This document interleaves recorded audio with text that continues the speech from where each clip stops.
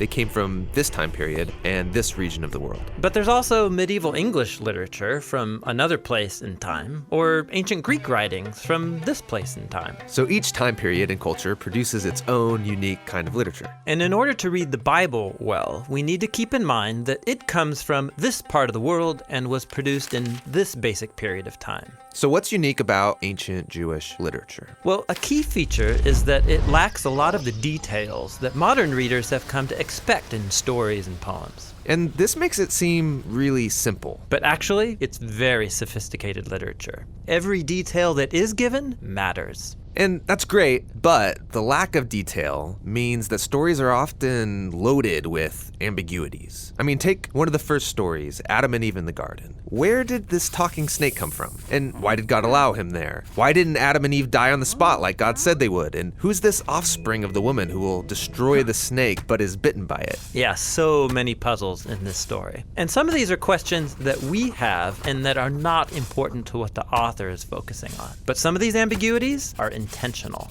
Intentional?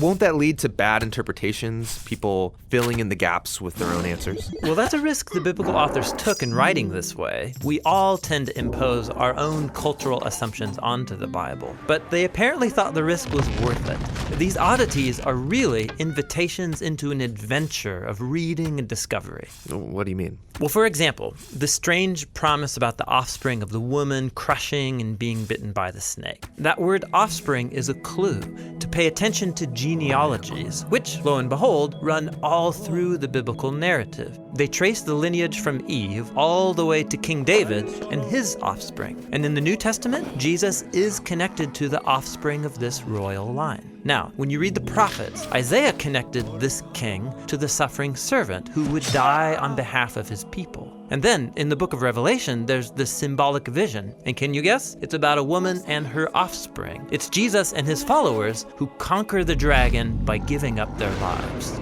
Yeah, so each part of the story there is loaded with ambiguities, but altogether, it makes sense. And this is the literary genius of the Bible. It forces you to keep reading and then interpret each part in light of the others. This is feeling complicated. I don't know if I can do all that. Well, you're actually not expected to notice all of this by yourself or all at once. This dense way of writing forces you to slow down and then read carefully, embarking on this interactive discovery process through the whole biblical narrative over a lifetime of reading and rereading. Ah, okay. Meditation literature. Yeah, in Psalm 1, we read about the ideal Bible reader. It's someone who meditates on the scriptures day and night. In Hebrew, the word meditate means literally to mutter or speak quietly. The idea is that every day for the rest of your life, you slowly, quietly read the Bible out loud to yourself, and then go talk about it with your friends, pondering the puzzles, making connections, and discovering what it all means. And as you let the Bible interpret itself, something remarkable happens. The Bible starts to read you. Because ultimately, the writers of the Bible want you to adopt this story as your story. So this ancient Jewish writing style, it must create unique types of narrative and poetry and discourse. Yes, and we'll explore all of those literary styles starting next with biblical narrative.